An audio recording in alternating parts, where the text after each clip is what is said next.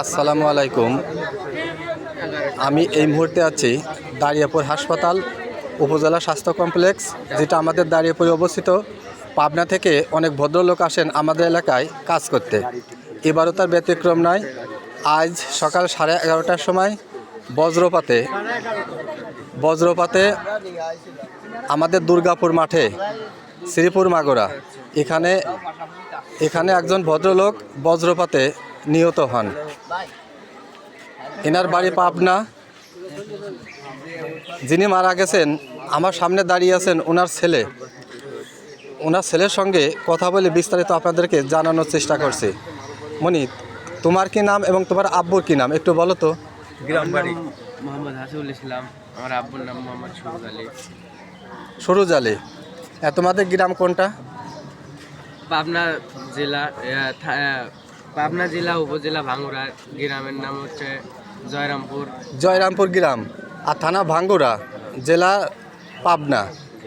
আচ্ছা, তোমরা আজ সকালে তোমরা বিক্রি হওয়ার পরে 11:30টার সময় ঘটনা। আচ্ছা, কি ওইটা একটু কাটিয়ে দাও। এই হাসপাতালে আনার পরে তারপরে জানতে পারলে যে মারা গেছে। আচ্ছা, তাছাড়া অন্য কোনো সমস্যা তো নাই? তোমাদের কি এই যে তোমরা যে বাড়িতে বিক্রি হয়েছিলে তার উপরে কি কোনো অভিযোগ আছে তোমাদের? না, এটা হচ্ছে আল্লাহর ইচ্ছা।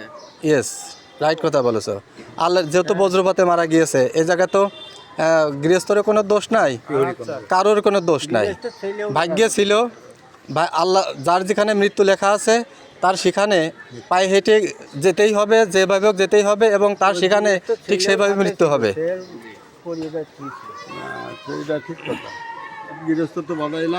তাই তো, গৃহস্থ তো কোনো দোষ নাই, গৃহস্থ তো নির্দোষ।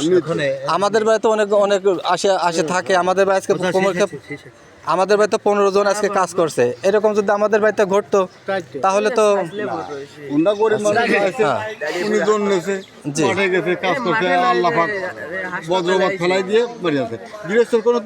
আচ্ছা, এতটুকু কাজ হবে। ছেলের মাথায় ছিল বস্তা, আপনার এতটুকু কাজ হবে।